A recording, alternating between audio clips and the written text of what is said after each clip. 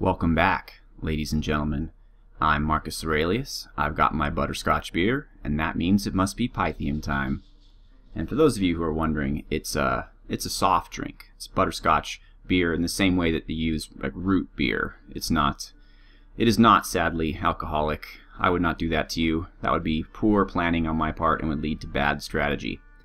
But let's move forward in our quest to conquer the world as Pythium. And really, what I'm seeing here is that I'm losing more territories than I'm taking. Every time one of my angels raids a territory and conquers it, as soon as they leave, they take it back. So it's just kind of annoying. But I did cast Theosis, finally. And so we do have now one of the 6 named archangels. Epitos was a victim of an assassination attempt. This is one of my alchemists, and he died. And this is in my capital. So that's a problem. We should not have assassinations going off in my capital. Scaleria versus us in Golem range. This is the province that Mayhem just conquered. They're attacking with the usual group of long dead, a few human beings, and I had just token province defense of 5. Of course they lost. Oceania is attacking us in the Promised Land again, and again they take it. So it's just getting so annoying. Like, either I invest tons of money in province defense, and still I could lose it. I mean, 25 province defense, 30 province defense, that's expensive, and they could still probably take that. Or I don't, and I'm risking my angels' lives. So I think at this point, raiding is just not going to happen. I think we need to just shut down the enemy's armies. We should keep my angels with my armies, and just make them stronger through that means. Now, there was a battle in White Peaks where Ulm attacked Scaleria. This is interesting to note because I had sent a force to this province to attack as well. Oh, it looks like in this time they had 2 black priests, or black acolytes. They had, might as well be called black worthless because acolytes are stupid. Now, I was going to send Mayhem against this force, which is pretty weak, as you could see, and Ulm takes him to church. But then Mayhem attacks Ulm, and this is where things get interesting.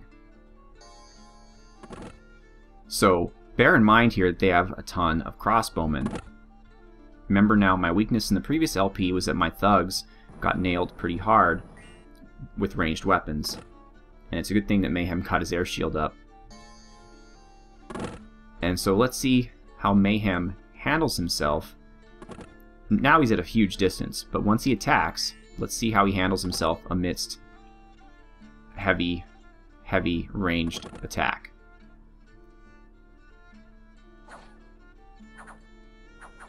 I love that vine shield. I mean, look at that. It's basically taking all these guys out. Okay, first they're throwing follies at his face. Point blank.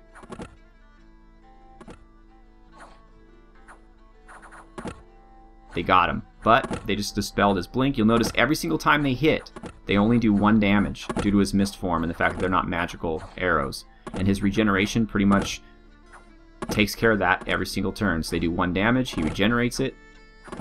Meanwhile, he kills these guys until they become sensible enough to decide to flee.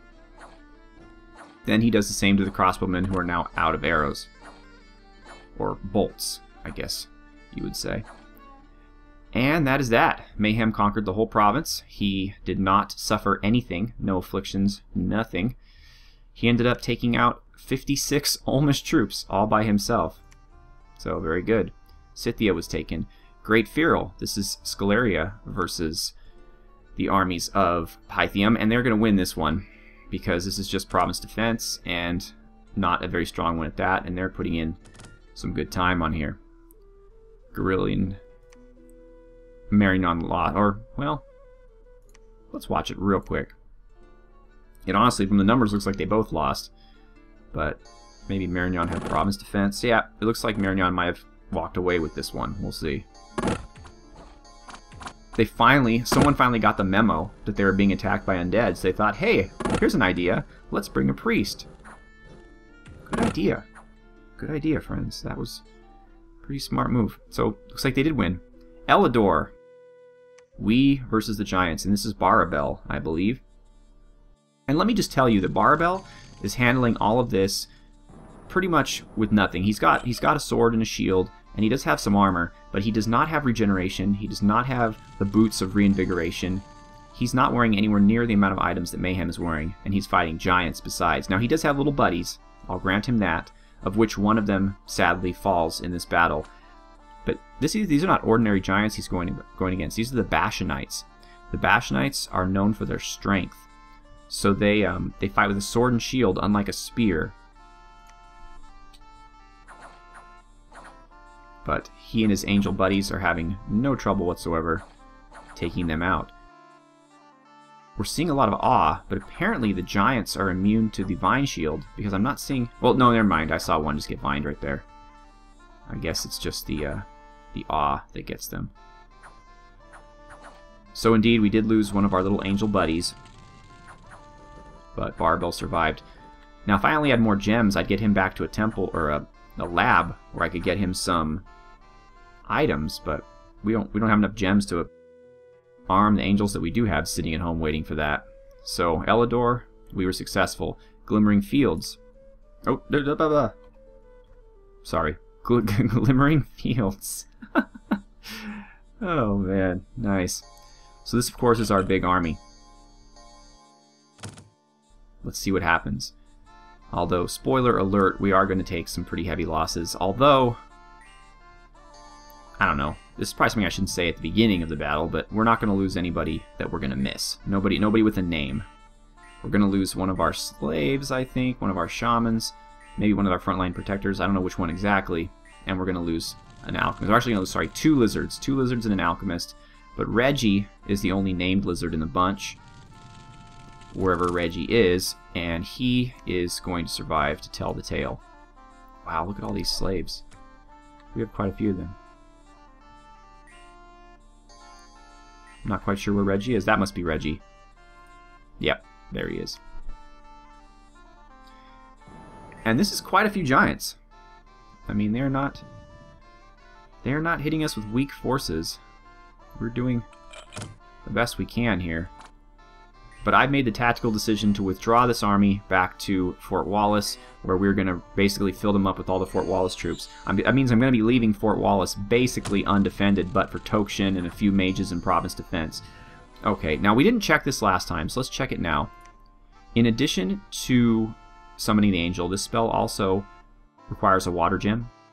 And with this gem is active, all demons will take double damage from all attacks.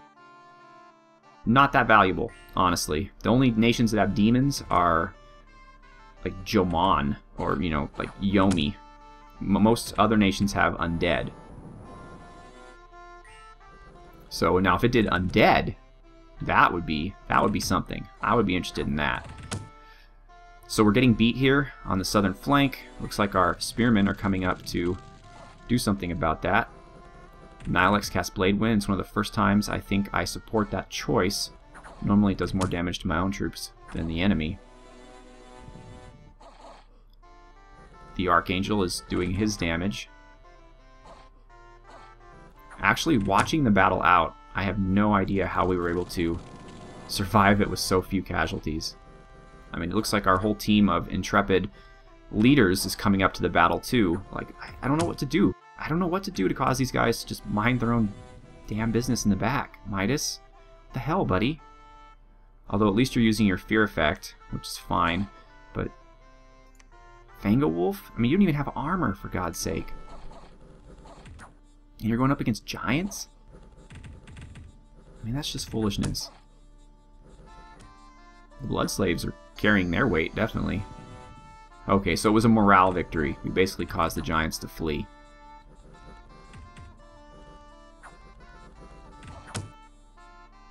There's a Blood Slave right in the front lines. She's like, hello, giants. Oh, well, she just got hit by a Blade Wind, poor thing.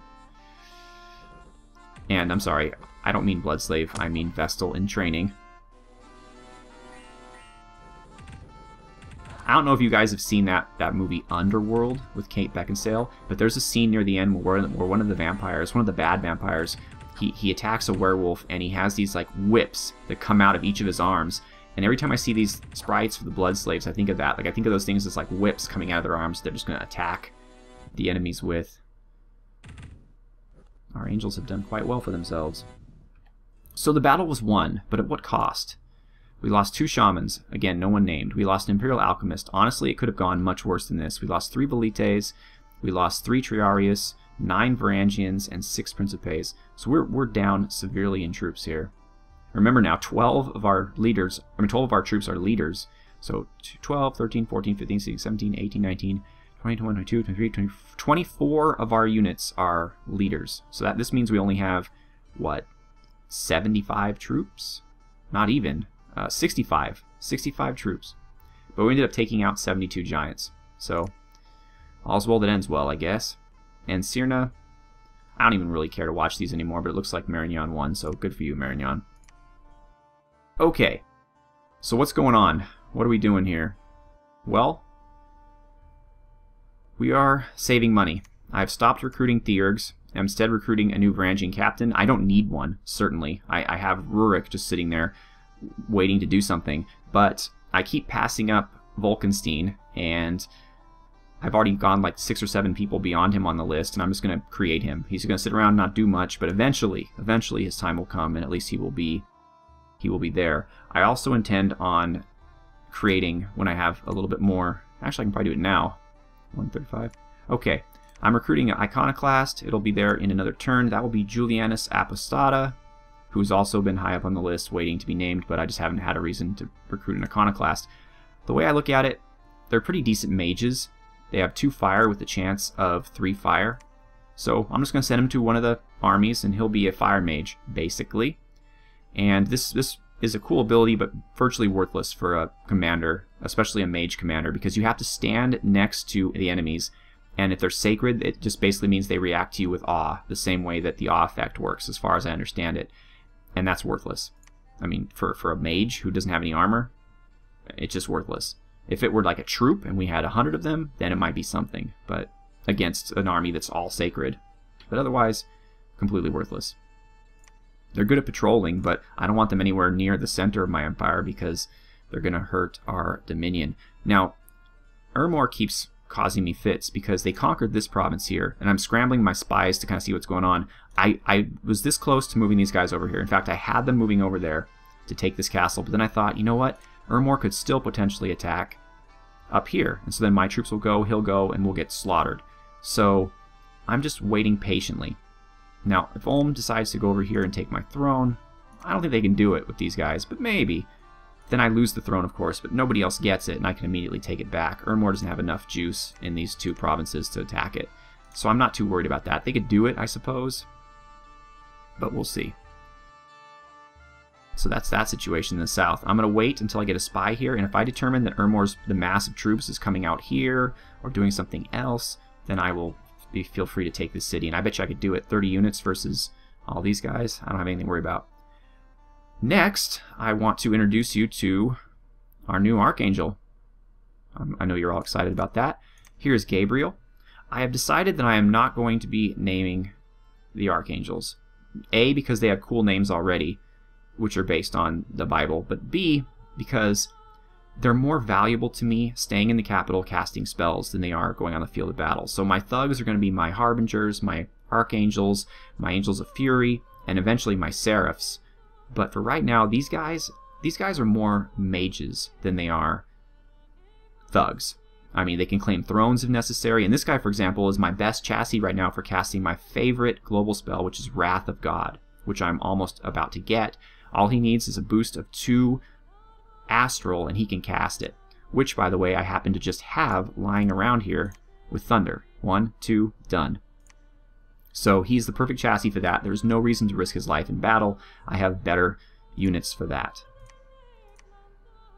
I'm loading Eurus up with troops, but all he has is Varangians and Vestals, so I'm recruiting some basic troops. You'll notice what I'm doing here. I'm recruiting a Varangian captain and basic troops, so I'm not spending that much, just so I can have someone in the front lines take a beating and not hurt my elite troops. Meanwhile, I want to introduce you to Andoric, who I have added and given 10 Vestals in training. I've noticed that I'm never going to have a named Fire Theurg, I'm pretty sure, and the reason why is because when you have fire magic, it hurts your age. All mages with fire magic are older, or at least they get old age sooner. So Erlance, for example, he gets old age at 50. Well, old Theurg here gets old age at 46, and it's because of his 2 fire magic. So there's never going to be a time when a fire theurg is not old. That's just the way it is. So I have some of you on the list, specifically Nimuk, who wants to be a fire theurg. Nimuk, think about it. I mean, I'm happy to make you a fire theurg, but you're going to be an old fire theurg. And even if I give you an item which prevents you from getting disease or getting any older, you're still going to have the negative stat penalties for being old. So it's up to you, but think about it.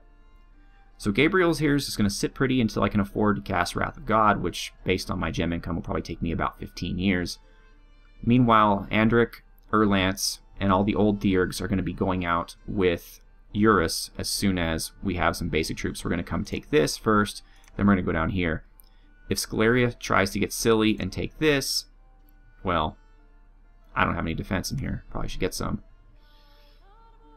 Oh, it's not worth it. They're cheap. But enough just to get some unrest reduction, I suppose.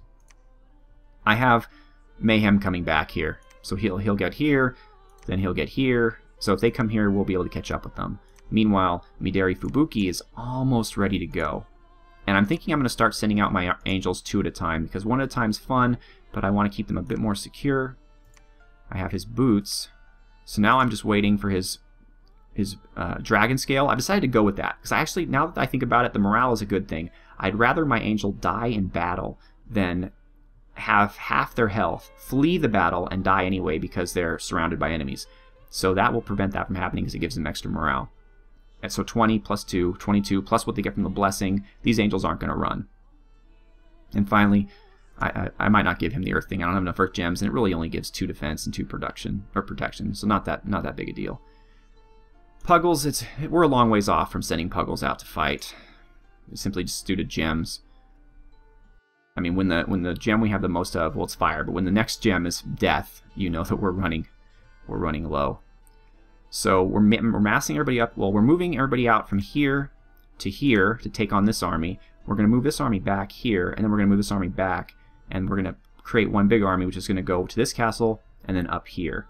This castle first, then this castle. I'm going to let this just do its thing. I wish I could defend the Promised Land with just province defense, but I cannot. Apparently, it just keeps falling each and every single turn to such minimal, pissy little armies. So until I have enough money to afford an army just to sit right there and watch it, I don't know. I mean, I don't want to let it fall, because then it opens up my heartland and my capital's production area. So it's almost like I was told to combine these armies, and I want to. Believe me, I want to. But to just leave this undefended is not a very good idea, honestly. And it will always... if I move this army anywhere here, even if I moved it up here, they would still eventually get to here or here, and it would be undefended again, simply because it borders the capital of Oceania. Not much I could do there. So I feel bad about that, but it is what it is. And that's that, folks. Let's see what happens.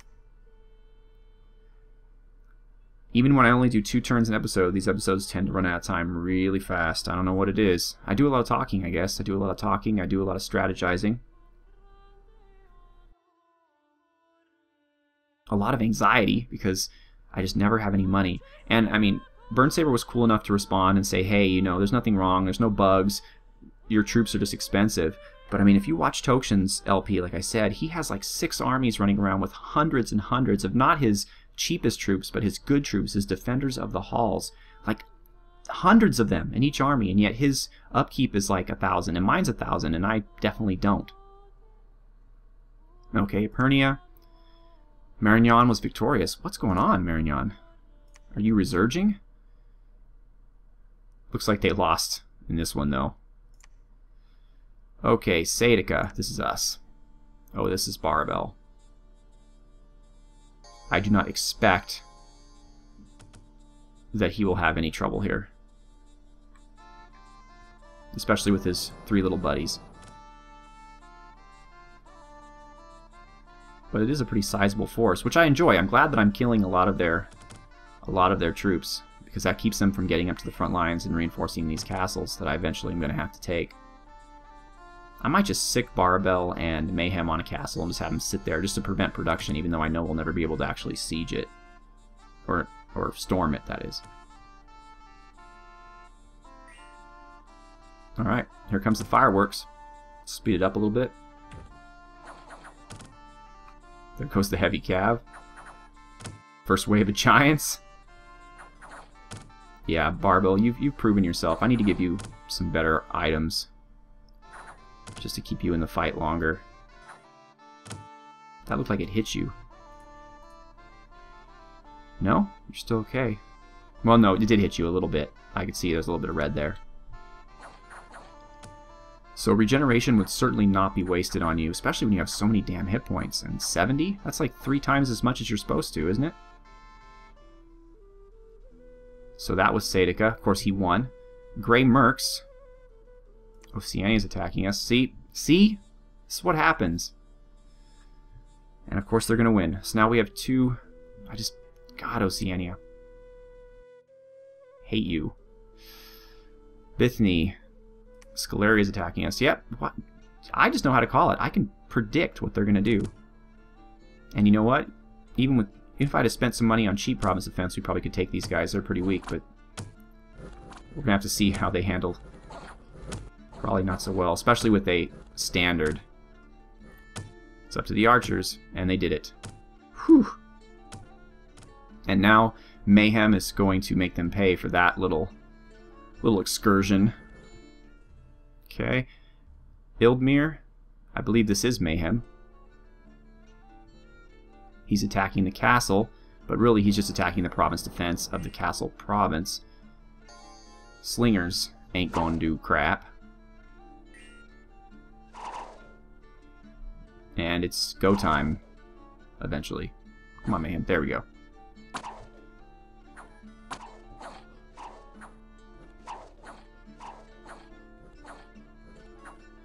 It's just workmanlike. He just keeps nailing them one after the other. And it's done. Okay. Next we have White Peaks. That's where Mayhem just was. So we're playing Ring Around the Rosie with Scalaria as well. And of course they're going to win. Mightmarsh, Ermor, and Ulm. Always worth watching. I enjoy the huge armies of undead. Not quite as huge, though, as it once was. Although... Oh, I think it's the first Warrior Smith I have seen. Or Master Smith, I'm sorry. They're very fun. They have a resource bonus and a forge bonus, and they're resistant to a lot of stuff. Oh, never mind. He casts Temper Flash to make himself resistant, but...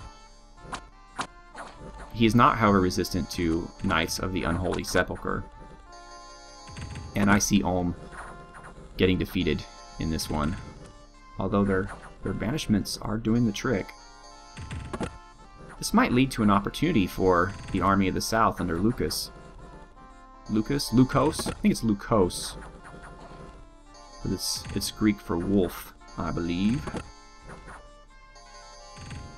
And to Ulm's credit, they are hanging in there, banishing away.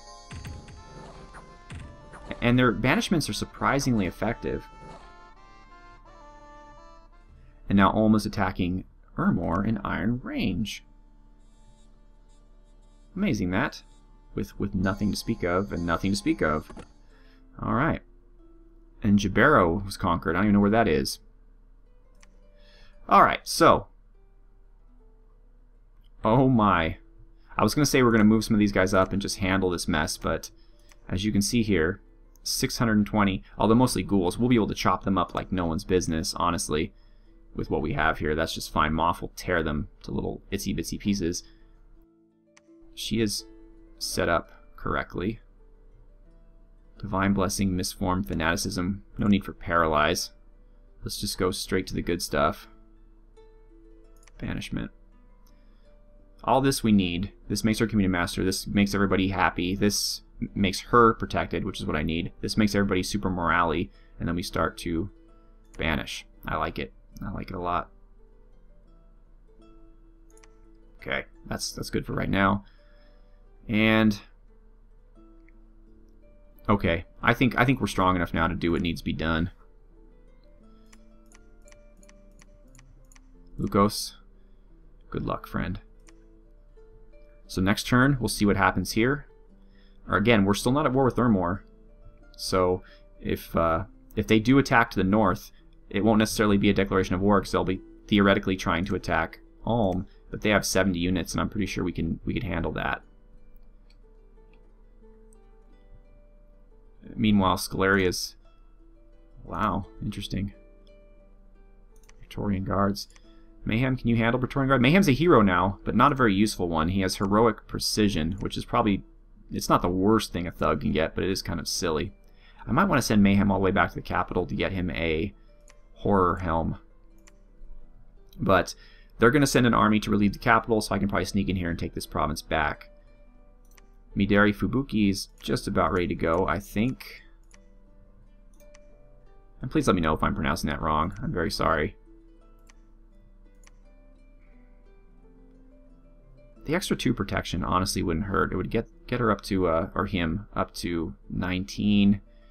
2 defense, we get to 19. I feel more comfortable with that than 17. Where is our hammer? Hepatoop. Can we get you, give this to Yeknodimus? Okay, Yeknodimus. Where are you? There you, nope. There you are. Okay, so we're going to forge the Bracers of Defense. It should cost only 4, and we can just afford it. In fact, I thought... That's interesting. I thought we'd have 0, but we have 1 left somehow. Alright, but enough... Oh, look at this guy, huh? Good thing sea serpents can't leave the sea. Enough fun and games. We are going to move this army back. And we're going to form just one big super army, and we're just going to take some castles. If they want to steal some lands, they could do it, because I have 2 angels down here that are just waiting to tear up some Oceanian troops. And that's what I'm going to do, I think. I'm just going to have my angels watch my back for me while the army cracks the castles. There's Barabel. I mean, we've pretty much taken all of this, and we're holding a lot of it, too. That's very strange. So, okay, so the path is going to be... Boom here, crack this castle, take it. Go up here, crack this castle, take it. Go up here, crack this castle, take it. Go up here, crack this castle, take it. They provide us a neat little stepping stone of castles that are all right next to each other, culminating in a throne. So that's really nice. That's very kind of them, and I appreciate that. And I'll have our angels, like I said, watch the backland, since they're not absolutely necessary in a siege battle. Although helpful. The more angels I can get, the better, I suppose. So that's that. Well, this has gone over. Thank you very much for continuing to watch and support my endeavors and provide feedback and comments. I really appreciate that. I know this is getting a little long, and we haven't seen a lot in the way of progress, but we are seeing cool new spells, cool new angels. You know, why not we just end by showing us who Gabriel is? Gabriel is one of the 7 archangels from the celestial sphere. He has now descended down to the mortal realm to guide the Theurgs in these perilous times. Gabriel is the man of the holiest, and is the man of the holiest? I don't know. And acts as a messenger and warrior for the celestial powers, making their will known amongst the mortals. Gabriel is a mighty warrior, second only to the slayer of the serpent in terms of martial skill. His skills as a divine herald allow him to pass enemy lands swiftly and unseen, while spreading the dominion of the awakening god. So he is like a prophet. He spreads dominion. Neat. He's also stealthy. How much stealthy? 65. Not bad. As I said, though, the last place Gabriel is going to be in my army is sneaking through enemy lands. I need him to cast cool spells. The man of the Lord wields a mirror of green jasper in his left hand to represent the mysteries of the divine realm. But it doesn't do anything for him as far as I can tell. It's not listed here on his list of armaments. He does have a sword of swiftness, so he is definitely a powerful man. He would make an amazing thug, but unless there's another archangel with 3 air and 3 astral, so I can cast that spell, he's basically just Wrath of God duty. That's what he's here for. And Dominion spreading duty, which is very helpful, because if you'll notice, my Dominion is spreading all over the damn place. It's even, it got somewhere strange. Yeah, it's even crossing here into the land of Ermoral. That's the combination of Marignan and I suppose, and here. And here. So my Dominion is quite widespread. Which is good, remember now, because Ermor's Dominion kills people, so if we can beat that down, it doesn't matter how strong their armies are. So, Alright, that's the story. So next turn, what you should expect is that I'll finally make a move on taking and holding this castle with whatever army I can cobble together here. And holy crap. My slaves are just beat all to hell. But as long as we have the necessary 8 of them to summon the 7th, we should be okay. So thank you very much for watching. Have a good one.